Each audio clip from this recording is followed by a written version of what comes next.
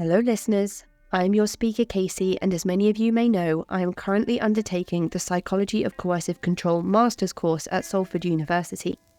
I hope that this course will make me more informed and better equipped for future projects and interviews on the podcast. In the meantime, I will be releasing renewed versions of older episodes with updates from previous guests. If you want to find out what I remember from the time of each interview and get in-depth updates from the guests, I've been writing blog posts as I go through older episodes and adding them to my website, cultvaultpodcast.com, which you can also find links to in the episode description. You can find links on my website for support on navigating recovery from cultic abuse, to learn more about how to help a loved one, or become more informed about the subject of cults and coercive control. My emails are still open, and I am carefully curating a list of guests to speak with once I am back to interviewing officially next year. You can find me at cultvaultpodcast@gmail.com if you'd like to get in touch. And now, on to today's updated episode. So hi Janja, and thank you so much for joining me today. I am so excited to be able to sit here and talk to somebody who is such a leading figure in this field. I'm sure that the majority of the listeners know exactly who you are. I'm sure some of them have even read or watched some of your material. But for those who might not know, would you like to introduce yourself? Sure, and thanks for having me. This is really a wonderful occasion. So my name is Janja Lalich, and I have a PhD. I'm a retired professor emerita of sociology. I am an expert in the field of cults and coercion. I got to this because I myself was in a cult in the 70s and 80s. And after I got out and got my brain back together, I went to grad school and got my PhD. And so I've spent, I'd say, the last 30 some years writing books to help, primarily to help survivors, but also for families and professionals. I've done a lot of interviews and speaking, and have run support groups for former cult members, and just kind of the whole gamut of things. My experience wasn't great, and so I sort of look at it as turning a bad thing into a good thing, and using that experience and then my studies afterwards combined with that to hopefully, bring some help to survivors, but also to educate the public. I think that it's safe to say that that's exactly what you've been able to do through all of the work that you've done over your career. There's such a wealth of information that you've put out for, in books. Just there's loads of documentaries. There's so much stuff that I think goes hand in hand with what you've just said. You've had this experience and you've come out the other side of it, and now you're able to help people who may be going through something similar. And I just think that's absolutely incredible. Thank you.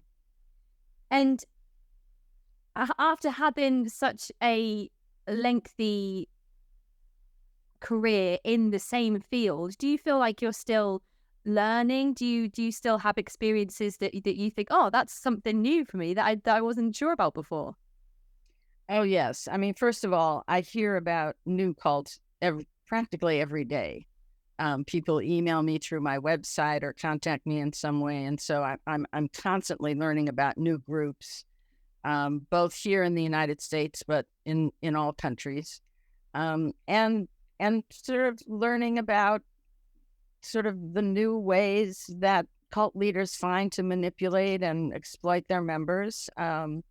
Recently there was the case of NXIVM, which I don't know if everyone there followed that, but the so-called sex cult in New York. And, I have to say that cult leader was one of the most brutal that I'd ever heard of. And so, yeah, I'm constantly amazed. It never gets old.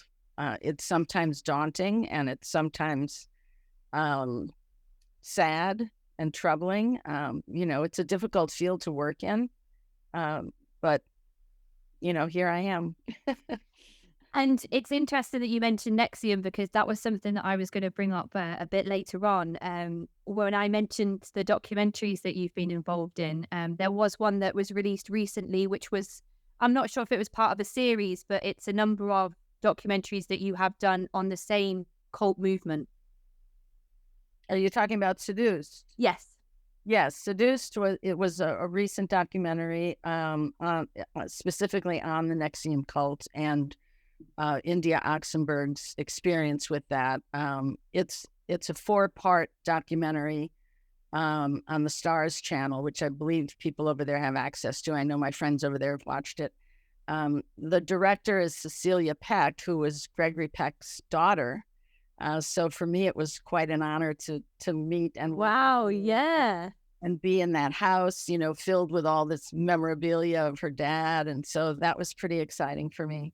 But it's really gotten rave reviews. It's an excellent documentary. Yes, it has, absolutely. Yeah, that was something I was going to mention towards the end. If anybody would be more interested in watching Janja in action, then that's definitely one of the things I'd recommend.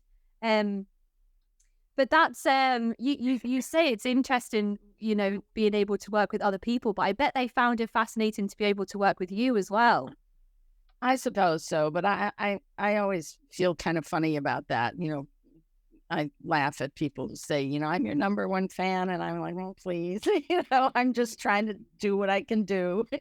I think it's really interesting that that social sciences there's like celebrities within, because mental health and all of the things that come with that, it's taken such a long time for us to proactively move towards a place that's safe and secure for people to discuss mental health and to have an open mind about mental health. And then people are saying that they're your number one fan, and it's like the social sciences are winning, which is just awesome. I just think that's great. So the word cult, I when I first started this podcast, my first episode was looking at the word, the etymology, the history behind the word. I actually used yourself as a reference in the Explained episode that you were involved in when looking at what quantifies and qualifies a cult. And I know that New Religious Movement is the term that some academics might prefer to use. I do get that email occasionally myself. But, I mean, it's really complex, and I couldn't find anything that sums it up in a nice little one sentence or bow. What would you say are the basic bullet points when you look for indications that a group or movement is a cult? Well, there's always the authoritarian, so-called charismatic leader who demands all loyalty and devotion. Then for me, there is what I call the transcendent belief system. This person has an ideology which offers you the answer to the past, present, and future, which is why I call it a transcendent belief system. And the crucial part is not only does it offer you this belief system and a promise of some sort of salvation that may or may not be religious, but it also requires you to go through a personal transformation in order to be on that path and in order to be accepted as a follower. And then for me, the clincher are what I call the systems of influence and control. And by that, I mean, those are basically the mechanisms that both bring that transformation about, the indoctrination system, right? And so the controls and the influences that make that happen, that excuse me, that bind you to the group. One thing I'd like to mention for people who want kind of a brief little animation on this is a while back I did the script for a TED Ed animation on what is a cult. So TED Ed is the educational component of the TED Talks, which people have probably heard of. So if you go to teded.com and just type in my name, it should come up. And it's a little 3-minute brilliant animation done by this guy in Colombia. I wrote the script, he did the animation, and of course the TED Ed folks, checked it all along the way. And it's, been shown all over the world. It's been watched millions of times. I'm really very proud of it. So it's a quick way for people to get a handle on the terminology. Fantastic. I'll pop that link in the show notes as well for anybody that would be interested in going and taking a look. And we will post it on our social media pages too. Sure. Thank you. Thank you. And when you mentioned before about people emailing to your website, one thing I usually find when I'm scrolling through the subreddit, the cult subreddit on Reddit, it is people will post almost daily things like, is my friend in a cult? Think there's a cult in my town. Are these the types of requests that come through your website? Yes. I mean, it's everything from that kind of question, my spouse, my best friend, my nephew, whatever. I think they're involved in something, or the person may know, they may even know the name of the group, and what can I do? Where can I find help? Or it might be, professionals seeking advice, or lawyers looking for expert witness. But the bulk of the queries I get are from the general public, people from literally all around the world. And then I try to help them in whatever way I can, direct them to information, or direct them to resources or other individuals who I think can help them. Yeah, that was exactly going to be my next question. What advice would you offer if someone suspects they could be getting involved in a cult themselves? If the person thinks they're getting involved. Yeah, or somebody close to them approaches you and says that they're worried about a loved one. Yeah. There are a couple of things. If it's somebody you're close with, the most important thing is to try to stay in touch with that person. Don't alienate the person. So don't confront them. Don't say, "Oh, you're in a cult," because that's just going to chase them away. I always say to friends and families, like, always leave the door open. Always present yourself as a safe haven for that person. Because if and when they decide to leave, it's the hardest thing they're ever going to do. And they need to know there's a safe place they can go to, where people aren't going to like chastise them or make fun of them or say, "See, I told you so," so important to stay in touch. And then, depending on what they know, I would say doing some research is the next important thing to do. Like, find out all you can about the group. Try to find former members who were in that group who can tell you about their experiences, or professionals who've worked with people from that group. There's so much information today on the internet, which is one of the really good things about the internet. I know some cults recruit through the internet, but also many former cult members have put out information and websites and different things for people to really get a handle on what they're looking at. So finding out information, and then you have a choice. You can kind of ride it out, see if the person gets disenchanted and leaves, or you can plan an intervention, which is tricky and is expensive. So obviously not everyone can afford to do that. And are interventions something that you have had experience with in your career? I have done a few way back in the day. I'd say in the early 90s. I did a few because I wanted to see what that was like, so that I could, talk about it from firsthand experience. I had a very hard time doing them. I was always so nervous. The night before, I'd be like throwing up in my hotel room because, you're basically about to kind of rip the rug out from under somebody. So you have to really feel confident in what you're doing. So that I really applaud the people, those who are ethical and honest and experienced, who do the interventions, because it's very tough work. Yeah. And I think if people decide to go that route, they have to choose very wisely who they're going to work with. It sounds very stressful. So I'm not surprised to hear that you're not still participating in interventions all these years later. But did you find that the ones that you did take part in had some level of success? Well, yeah, one in particular that I can mention. I think it was the first one I did.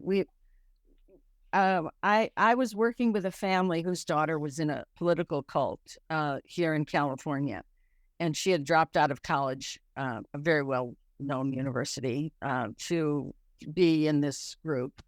And they had another daughter, and that daughter, who was older than her sister, that daughter committed suicide. Oh my. And so they were going to have the funeral in Hawaii, and they came back to me and said, but they're allowing our daughter to come to Hawaii for the funeral, so we want to do the intervention. And we advised them against it. We said, look, this is going to be a really stressful, emotional time. We don't recommend it. But they insisted. They said it's the only way we can make sense out of our other daughter's death. So we flew to Hawaii. We were waiting at her aunt's house. She came over to her aunt's house. Oh my goodness. It was after the funeral, but a day or two after the funeral. She came to her aunt's house. They introduced us. We started talking to her. I'd say we were able to talk to her for about a half an hour when she got up, ran out of the house, ran down, was up on some hill, ran down to the street, got into a phone booth. This was in the days of phone booths. I don't know if you still have them in England, but we don't have them anymore. Yeah, we have the red phone boxes. Yeah. Yes. Anyway, she got herself into a phone booth. She called the police and said she was being held against her will, which of course she wasn't. And she called her cult, and they bought her a ticket. And when the police arrived, she had them take her to the airport, and she flew back home to California. Oh my goodness. So that was upsetting and hard for the family and hard for us. But what happened is about 6 months later, she left the group. Whatever little bit we were able to say to her in that half hour stayed in her brain.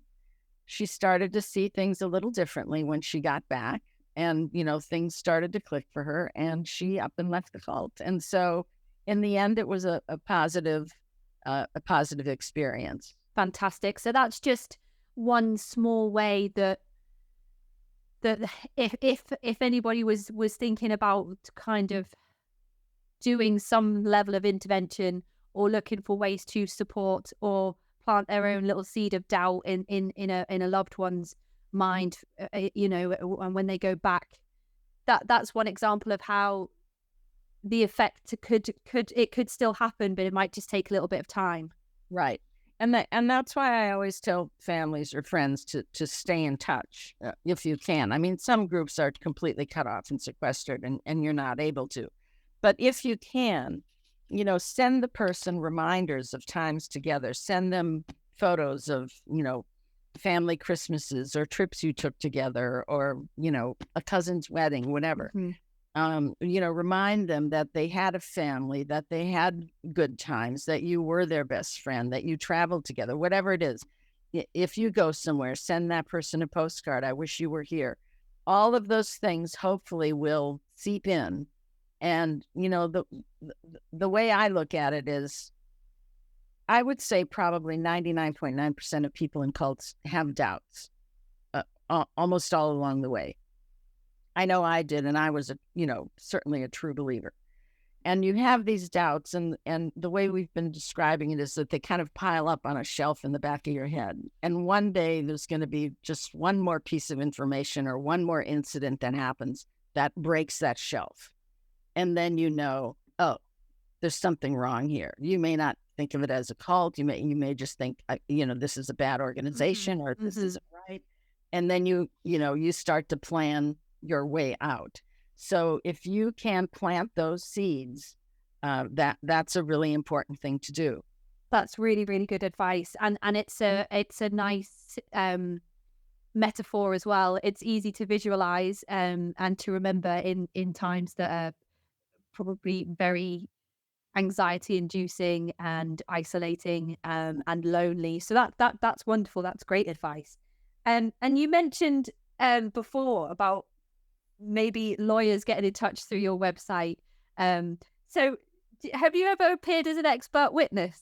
Yes, I have a number of times. Yeah, it's very difficult work.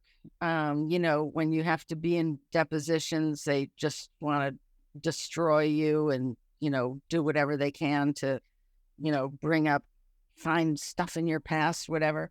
But I actually really love doing expert witness work because, well, for one, I love doing, in most cases, I have to write a report, an expert report.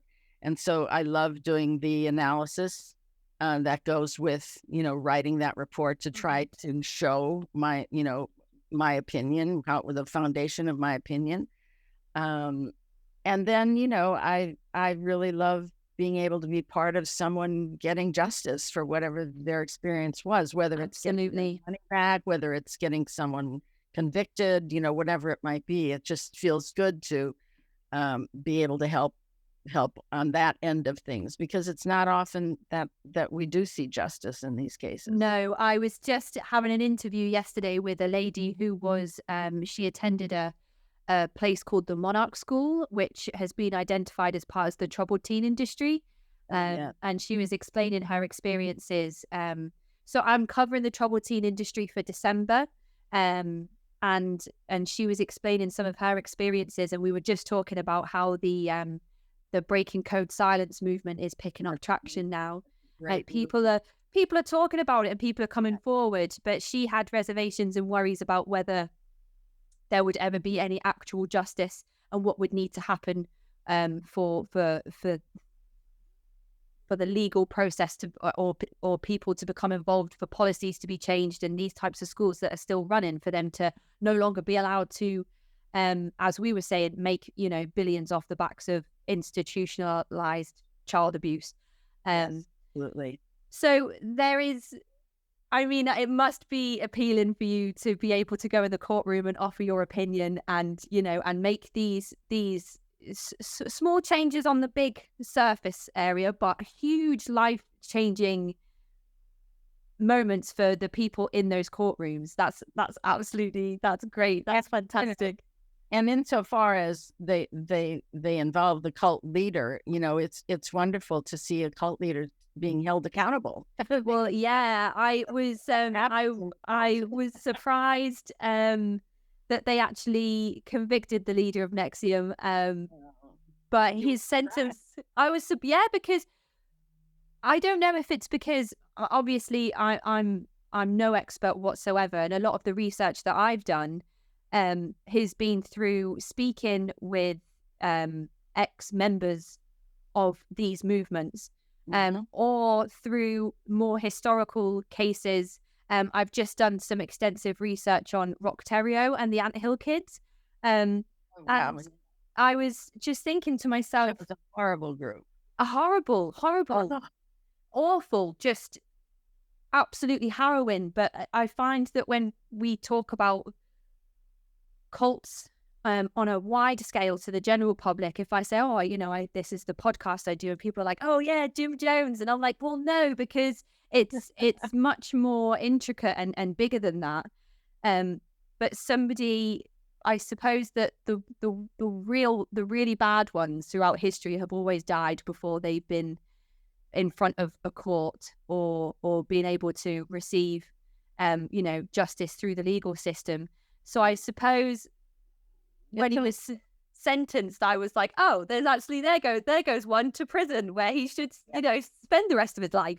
120 years. Yeah. Plus, bumped off first, right? Yeah, exactly. Oh, yeah. Well, there is that as well. Yeah.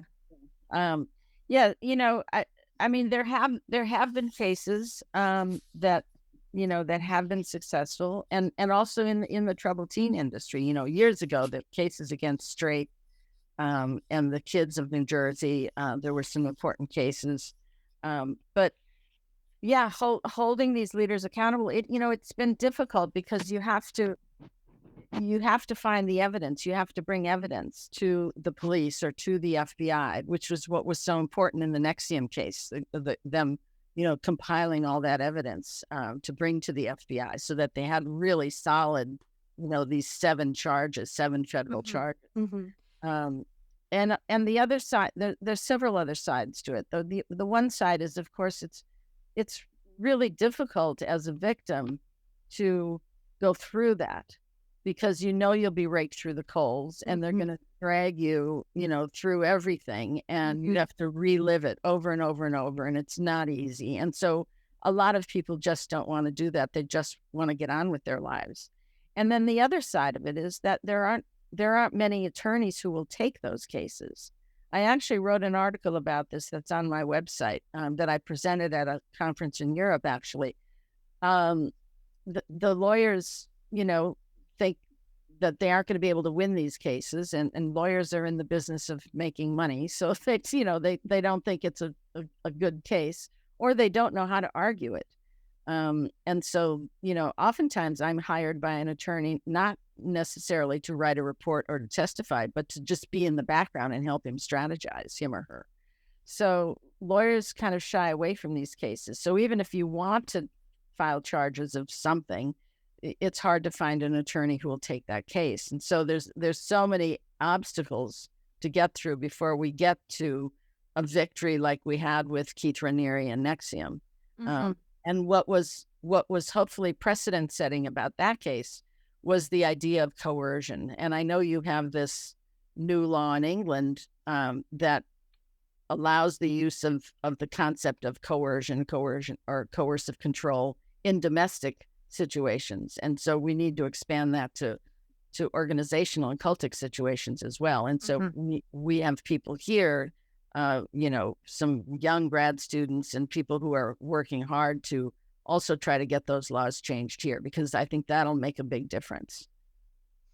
And when you mention the FBI and Keith Raniere and him finally receiving his sentence, did you have were you first-handedly involved in that process at all along the way?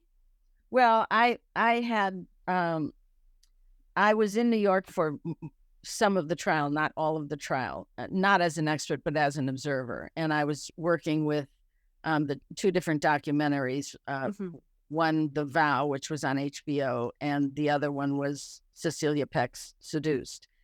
So I got to sit in the trial, for I think 2 or 3 weeks every day, and it was just astounding to see the evidence.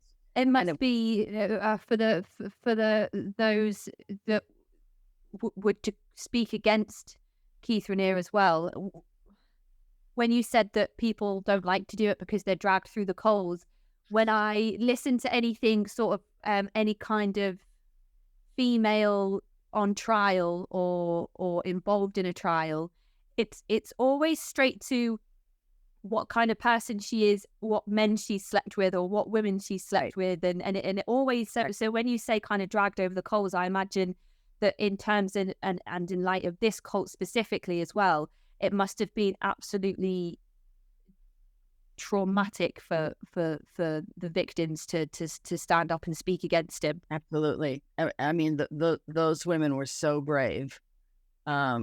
Those who spoke in the trial, and then later those who came and read victim impact statements. But in the trial, I swear there were days when even those of us in the audience were almost traumatized. I mean, the abuse, he was such a sadist, such a sadistic psychopath. And so the abuse and the torture and the things that were brought forward as evidence, and listening to him, on these videos talk about these things like it's perfectly normal. I mean, he was such a slime ball. And so to see him sitting there, his smug little self, and, there were days I just, was screaming when I got out of the courtroom. It was so intense. And those brilliant those 2 young prosecutors, and, they were small, thin women, young, and they're just like tearing this guy apart. I mean, that was also just a really joyful part of it. Yeah, I bet he never thought at the height of his success that he was ever going to be brought to justice by two women. Yeah, exactly. Do you think that NXIVM itself had all the key elements of turning into something even more dangerous than it was if it didn't get shut down? Potentially, yes. I mean, I've seen people, talk about on, various websites and Twitter and things, he was creating, or they had created this male group called Society of Protectors, and they were kind of putting them through a kind of military training. And Raniere did have ideas about taking over the government. So I don't know that it ever would have gotten to that. But, there's always that component when people are, sort of indoctrinated to the point where they're deployable agents, and just as Marines are deployable agents, you are given an order and you go and do it. When it gets to that point, especially with the kind of machismo and misogyny that they were projecting, I mean, it's not too much of a leap, I think, to imagine it could have gotten to a far more dangerous place. And it's interesting when you mention, having a vendetta against the government. I feel like all of the cases I've researched, Shinrikyo and Synanon, for example, as soon as there becomes talk of wanting to take down the government or law enforcement or becoming their own entity for the law, policing themselves, that's always sort of the tipping point where violence starts, and in these historical movements. So it was just an interesting point. I wondered, we've seen such horrible things throughout history with so many unfortunate deaths of so many people. Yes. And you just wonder when and if it's going to happen again, and what movement it will be if it ever does. Obviously, of course, hopefully it doesn't. So I assume you're talking about sort of, mass suicides. Yeah. Or just... But also, I think, a concern here, and I think also a concern in Europe, is the extremism of the right-wing groups. Here it's the white supremacists and the racists and the nationalist groups that have kind of been, given license under our current administration, which is happily about to leave. We hope. hopefully, yeah. The sooner the better. But we have to, yeah. But I think that those kinds of groups, I think, represent that kind of not internal danger, but external danger, because they're already armed, most of them, and violence is in their ideology. I mean, the racists, talk about a racial holy war. That's part of their belief system, and so. Those groups and their counterparts in Europe and Eastern Europe and everywhere, I think that's a danger we need to stay on top of, because most cult groups don't act outwardly. I mean, you had Om Shinrikyo, which obviously, had a much more megalomaniac, idea to it. You have some groups like that, but most cult groups are internal, and whatever harm goes on internally, and very few of them actually act out against society. They kind of keep to themselves, and they brutalize their own members, but they kind of try to stay under the rug if they can, out of the limelight. So it's only it's only a certain percentage who are going to go the more violent route. Not that is a small thing.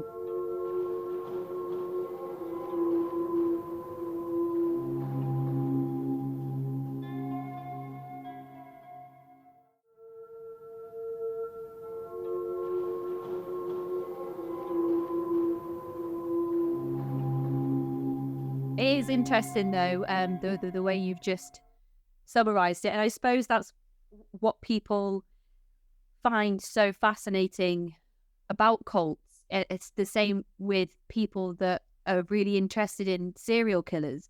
You've got people that may commit 1 or 2 murders and it's kind of like, oh, that's interesting. But people that are, like the Ted Bundys of the world that kill 20, 30, 40, 50 or 100 plus, they're the fascinating cases. So even though I did a whole month on Jehovah's Witnesses, where I spoke to so many different ex-members from around the world, that was so fascinating for me to hear how similar their experiences were, but different depending on where they were living. That might not interest those who aren't looking for, they're looking for the big, horrible, gruesome mass suicide stories with, lots of crazy cult stuff. And I think that's the big difference, isn't it? It's my understanding changes every day around what a cult is. And I speak to people who, one of the most interesting conversations I had was with a lady who was part of she had a Catholic family. She was from a very, very devout Catholic family. And the church that they attended itself wasn't cult-like, but the scripture was taken so delicately by the father that he implemented rules in the house that made the 4-person household like a cult. And that, to me, I never would have, before I started this podcast, I never would have thought that was a thing, because my understanding of cults was... that's what I call a family cult. So it does. So the term does exist. Yes. Well, in my book, Take Back Your Life, I think we were the first to talk about family cults and one-on-one cults. And so they cults can exist in all types of formations. Absolutely. Mm-hmm. Yeah. And there was one news article I read the other day that had me thinking as well, about I think it was a Russian gamer who was streaming for his fans on the internet, and he ended up torturing his pregnant girlfriend until she died on the stream, whilst his viewers paid to watch it, basically. And I thought that in itself has elements of cult-like behavior in a weird way. And then I started thinking if maybe the gaming community itself is a portal for that type of behavior and those things to exist. And then when I sat down and thought more about it, I realized that it just doesn't end, that it's not enclosed as a thing. They can exist anywhere with anyone and any amount of people. Mm-hmm. Mm-hmm. That's a horrible story. Oh my goodness, it's absolutely tragic. I see those things on the crime shows that I watch, Law and Order or whatever. But I to think that happens in real time. Yeah, it's horrifying. And it was live streamed on YouTube as well. And I don't understand how that's even allowed to happen. It's like those films. What are they called? Those films where the woman actually gets murdered? Oh, snuff films. Snuff films. Yeah. Well, modern version of snuff films. Absolutely. Yeah. Apparently, the stream itself had already made its way onto several platforms before YouTube even realized what was being streamed. So, that poor woman will just forever be in the corners of the worst parts of the internet. Well, and the point you're making is important, because really what cults are or what cult leaders are using is basic social psychology, right? It's why I focus so much on the controls and influences, right? It's stuff that we're familiar with from the time we're little kids, right? Respect authority, et cetera, et cetera. And so that's what makes it so easy for the cult to shape and conform someone, because these are things we're used to. I mean, very few cults actually use drugs, like Manson did or Shinrikyo did, but most cults don't need to use drugs. They just use basic social psychology. And that's why we can see the same elements in these other manifestations, like the one you're bringing up on the internet, because it's that way in which people are coerced and influenced. And from the comfort of their own homes as well, I suppose, it is a huge dynamic that's different. There isn't that element of somebody having to, somebody moves to a new area for a new job and they don't know anyone, so they join the local book reading club or whatever, as an example, and a lot of people in this day and age are too anxious or shy or introverted to put themselves in those situations, but now they don't need to because they can find their own community group, right? Well, wherever in the world, certainly we've seen that with QAnon, and I have so many other examples of people who've contacted me about someone in their family, their wife, whoever, who got involved in some kind of internet cult. I mean, it's I had a case where a husband was concerned about his ex-wife, and she was spending literally like 20 hours a day on the internet watching these kind of UFO videos, and she believed she was going to be taken off to the fifth dimension, and and as far as we could tell, there was no one person directing her. She was just enamored with these jillions of videos that are out there, and had convinced herself, and was kind of living in this cult of one. And he was concerned about their kid. They had a child that they were, co-parenting, had joint custody, and the son was coming to his place and starting to talk about UFOs. Oh my goodness! Oh my God, yeah, because that's all the mom did. I mean, she, other than take the kid to school, she spent all her time on the computer, and so it, like you say, it's easy to just, especially now during this pandemic when we're sheltered in, people end up in these alternate realities. Yeah, absolutely. Very frightening. Yep. And that actually leads me perfectly onto my next point. I reached out to the cult subreddit, and I mentioned that I was going to be speaking to an expert, and I asked if any of the users on the subreddit had any questions. So some people got back to me and offered me some really interesting questions. And the first one was, I'm curious about the idea of leaderless cults like QAnon and other social media groups. Do you think a movement being leaderless automatically disqualifies it from being able to operate as a cult? No. I mean, even with QAnon, though, there supposedly is somebody who is Q.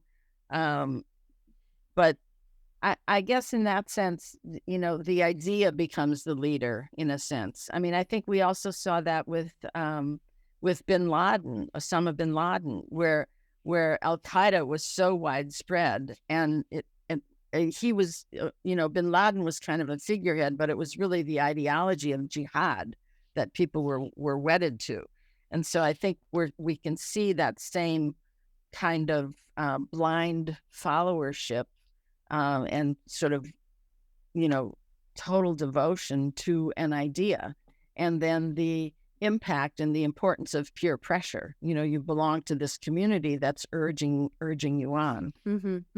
That sounds exactly like the Jehovah's Witnesses, because when I was speaking to the ex-members, they obviously they worship Jehovah as their godhead, but they never had one particular person involved or in charge. Even the congregations would be run by a number of elders, not just one. So, right, but they do have the governing body. They do have the governing body.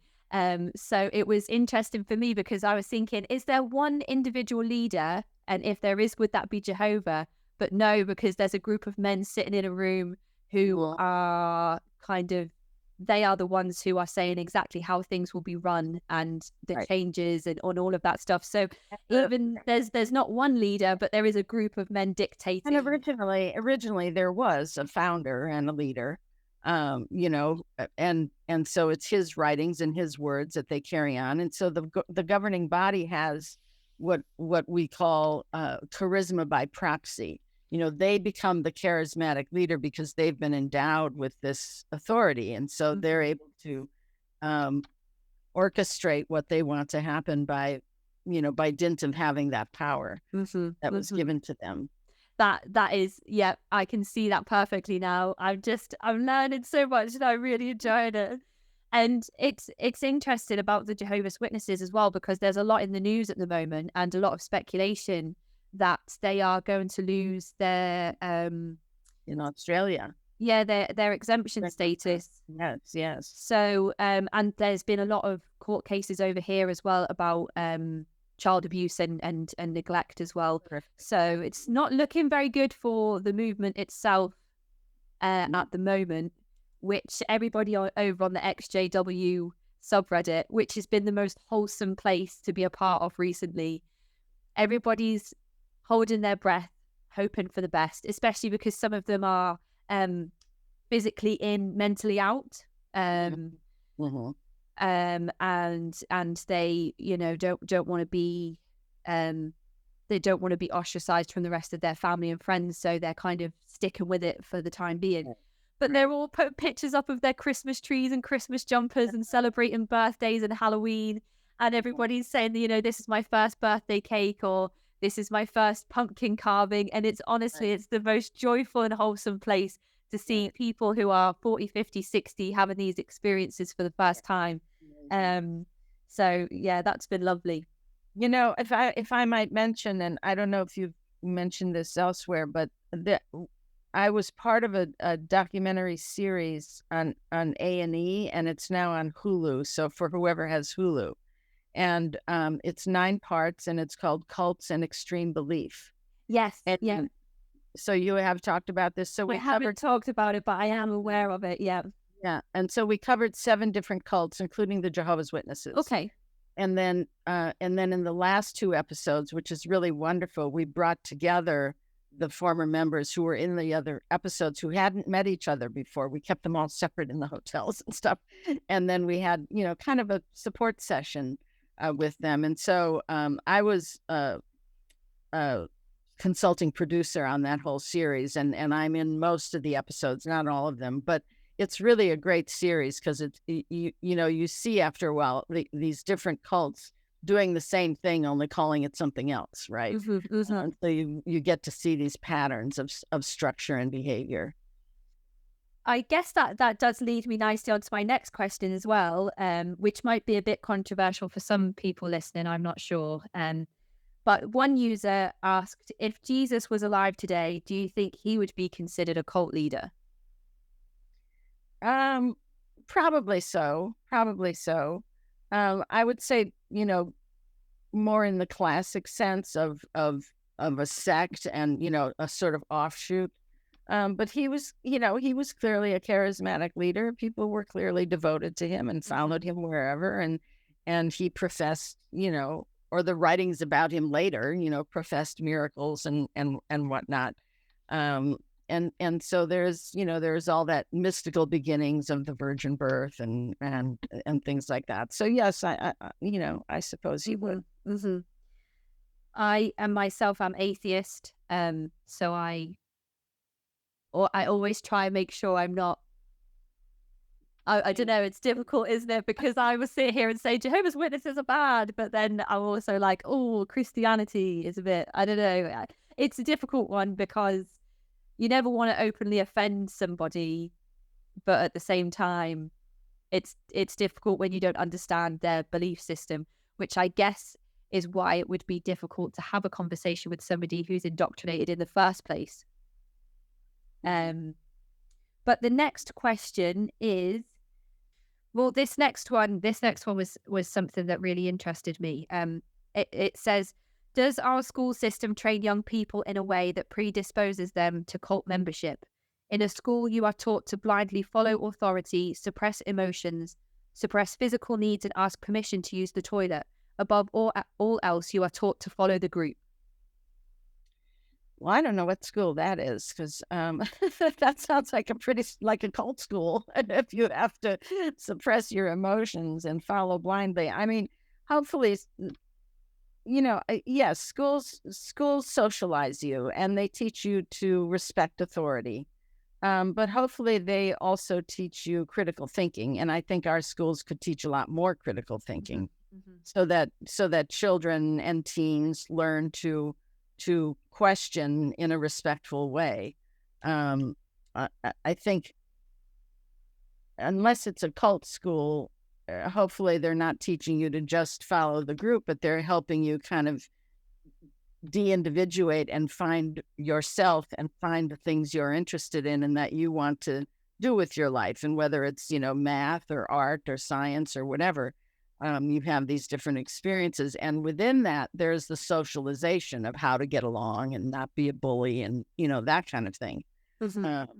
So I don't think, as I said, I think if anything, our schools could teach more critical thinking. But I don't think they're necessarily the source of why people get into cults. That's the question. And the last one that I had was, have you experienced those who are indoctrinated into cults showing signs of psychosis while they are under the influence of control?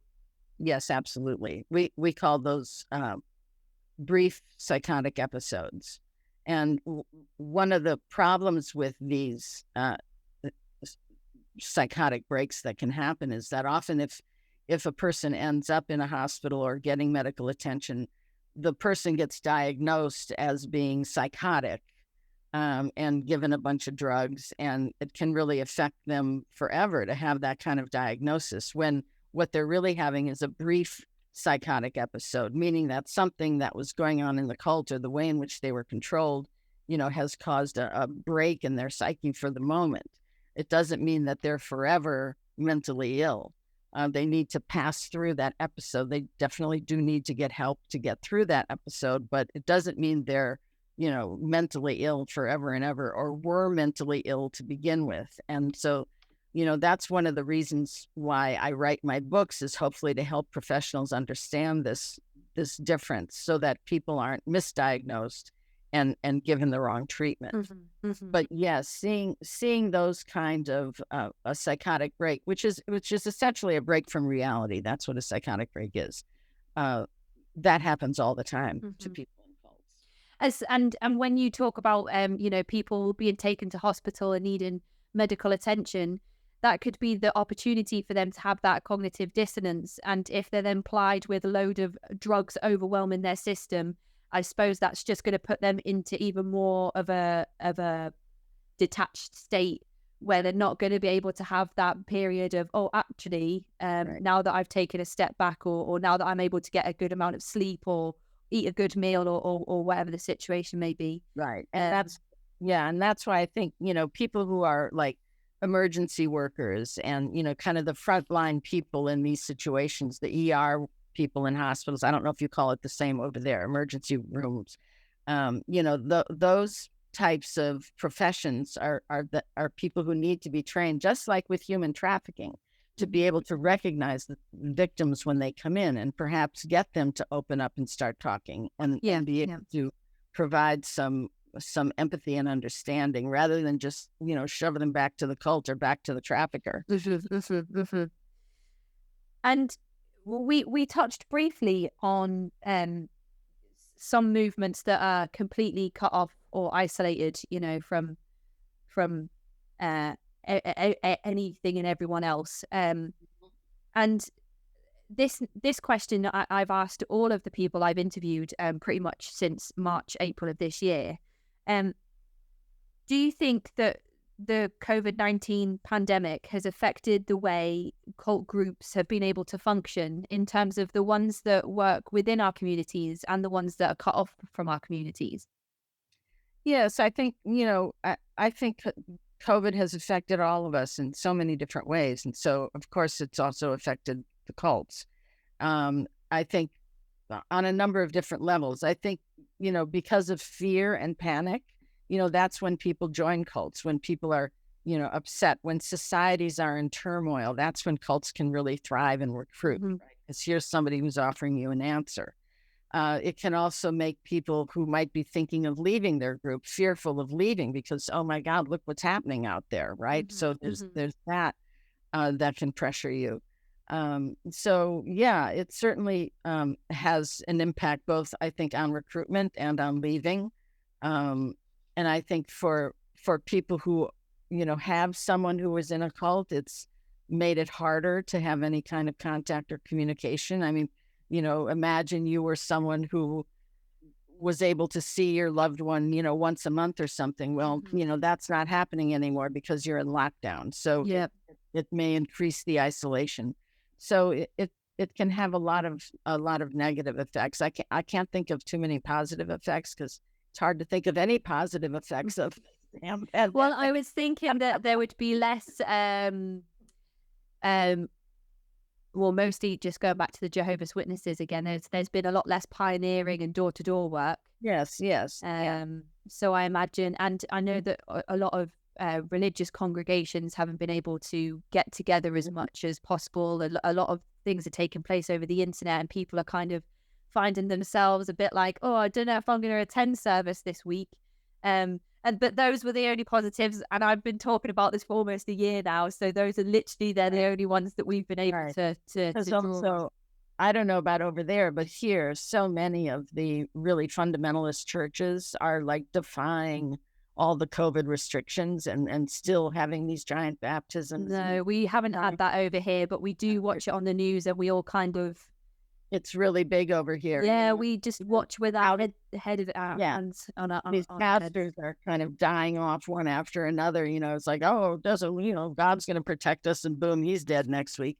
So, but that has definitely been one of the negative consequences of those churches that have defied the restrictions. Yeah, and they all seem to, the way that America has come across to us in the news this year as well, is that they all seem to be almost connected all the way back to Trump every time. For some reason, it's always like this church is still getting together, and here's Trump, and this church is still meeting, and here's Trump, and even though it's not saying that the two are actually hand in hand, it just seems to be the way that the news is presented to us. I don't know, it's just been... No, I mean, they some of them take their guidance from the leader, and for some of them he's considered their leader. I mean, for some of them they think he's God, so there's been all kinds of nonsense. Well, I think he thinks he might be God as well.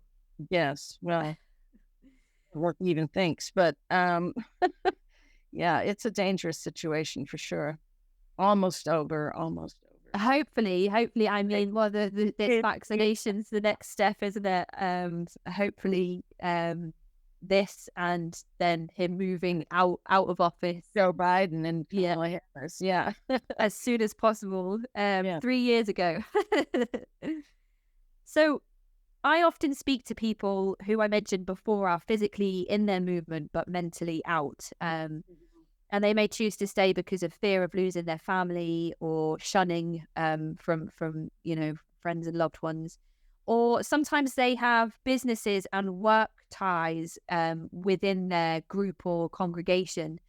Is there any advice you can give to those people who are, maybe listening to this podcast on the cusp of kind of making that decision?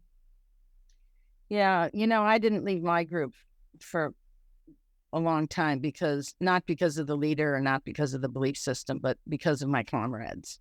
I would think, how can I leave and leave everyone behind? How can I leave when I recruited this one and that one and criticized this one and that one? But, in retrospect, I know that, especially for people with families, it's something you really cherish. And it's a tough call. I mean, I think if you think there's any chance that your family will leave with you, work on that. But at some point, I think you have to bite the bullet, and you have to trust your gut and go with your gut. And as hard as that may be, I mean, that move may actually inspire others to leave. It may inspire, a breakthrough for your family or for, whatever. And, you can have a new life again. You can start a business again, a career. I mean, you can, there is a whole world out there which the cult has gotten you to forget about. And so I guess my advice would be, I can't tell anyone what to do, but I would say just think very carefully about the pros and cons and try to, save yourself as much as you can. Yeah. And you mentioned that it took yourself years, to move away entirely. So even if a person does decide to leave, and it seems like their family and friends aren't going to ever change their minds or make that decision, it may just be that they take the same amount of time, same period of time, to come to that decision as well. So even though it might not be an immediate decision for friends and family to join you and make that transition with you, that's not to say that they never will. Exactly. Yeah. And if people do find themselves successfully moving away from the movement, and they are having to transition back to typical life, and for some of these, some of these people could be children who have never experienced typical life. Is there any advice or guidance or resources you would direct people to in terms of helping them to make that transition? Well, naturally, my books. Yes, absolutely. I don't like to self-promote, but my book, Take Back Your Life, has helped, at this point, probably thousands of people. Mm-hmm. I mean, I still get messages from around the world. And I'm about to put that book in audio format, which is a big coup. With yourself reading the book?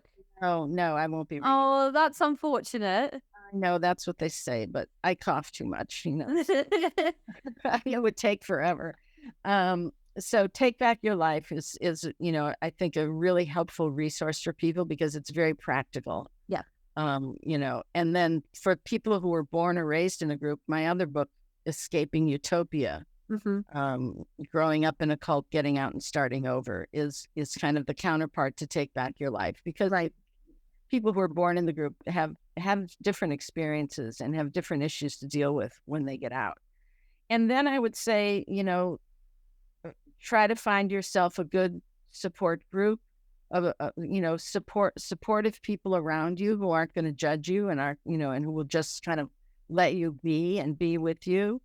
And then depending on where you are and your resources, I would say try to find a therapist who, a good kind of cognitive behavioral therapist, none of this gimmicky stuff, who's familiar with cult after effects, who can work with you. You can always have the therapist read my book if they're not familiar. And if they don't want to read the book, then that's not a good therapist for you. And I would say, again, depending on where you are, finding a support group of former cult members. And now, I mean, I even have one that I'm doing on Zoom now every other Saturday. So there's the one thing the pandemic has brought us is Zoom. And so there are several different support groups. There's one that comes out of London as well.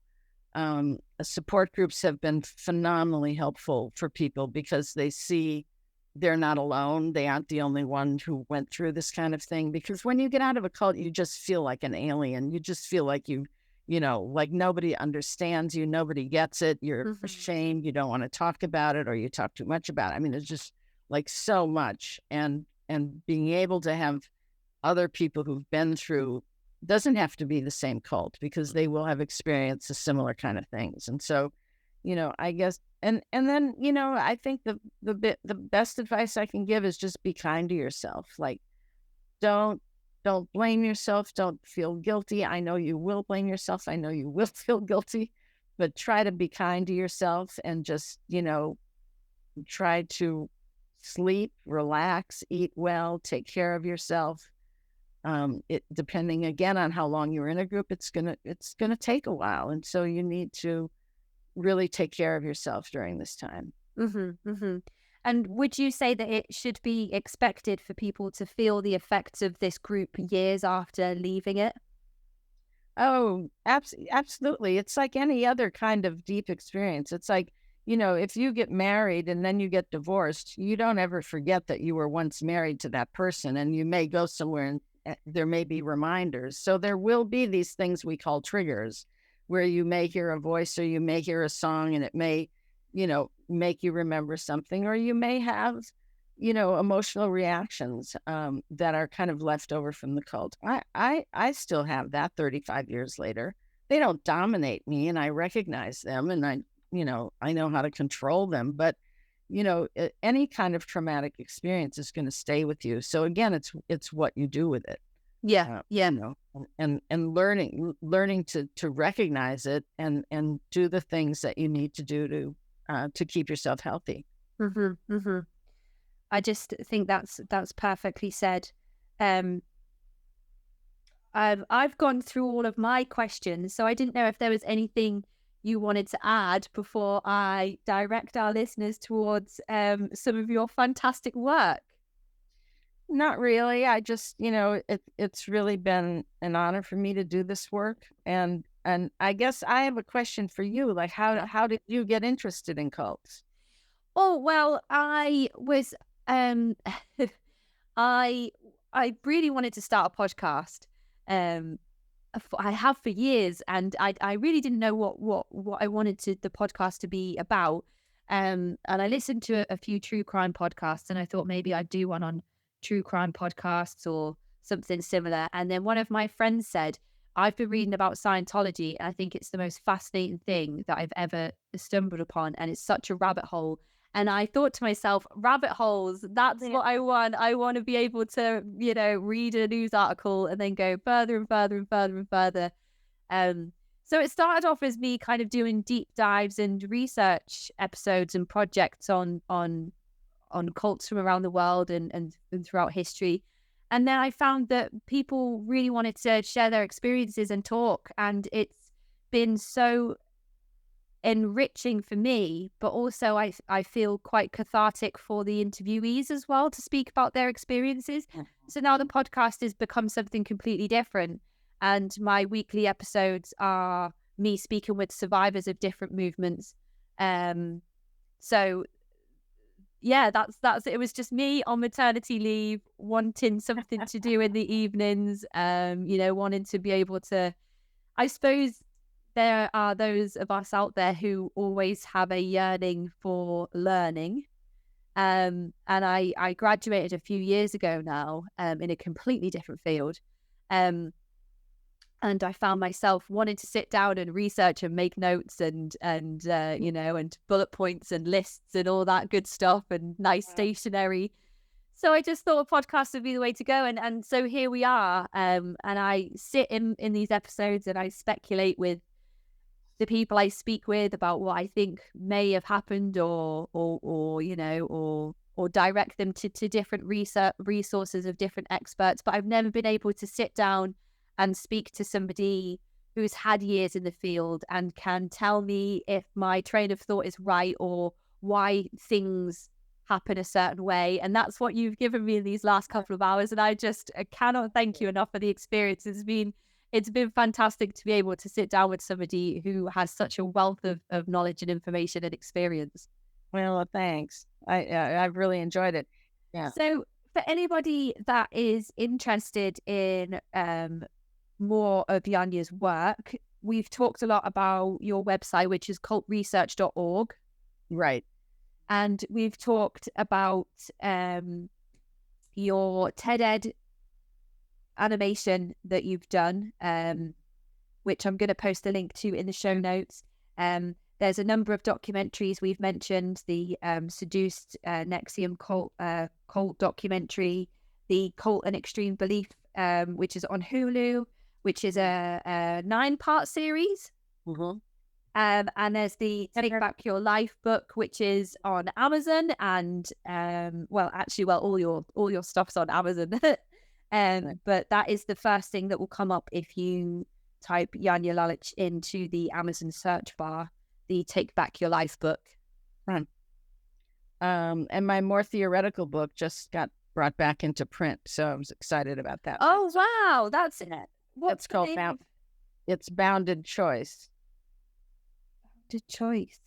Yeah, True Believers and Charismatic Cults. It's University of California Press. It's basically a kind of a user-friendly version of my dissertation. Oh. But it's my theory, Bounded Choice, which is kind of a counter to the brainwashing theory, because brainwashing is such a buzzword. Yeah, here it is. Yeah. Oh, that's the... There we go. Wow, that must be so exciting when people get in touch with you and tell you that they're printing more of your more of your things. Wow, that's fantastic. Yep, so that's on Amazon now as well. You can order that immediately. I just wanted to say quickly before I finish the call, thank you so much for your time, your wisdom, your expertise, and just for all of the work that you're doing in your field as well, and for all the thousands of people that you've helped and continue to help. I hope that you get to be a part of more expert witness testimonies and court cases and bring justice to these people. And I hope that you get to travel as soon as possible as well, because you said you enjoy it, and it must be difficult if you're used to jet setting, being stuck in the same place. So just thank you so much for all of your time, Janja, and I really, really hope that you enjoy the rest of your day. Oh, thank you. And this was wonderful. I'm so glad we got to do this. So fantastic. I will let you know when the episode is live. But for now, I wish you full health, and I will speak to you soon. Thank you. And get vaccinated. Oh, I will do. Yeah, everybody get vaccinated. Yeah.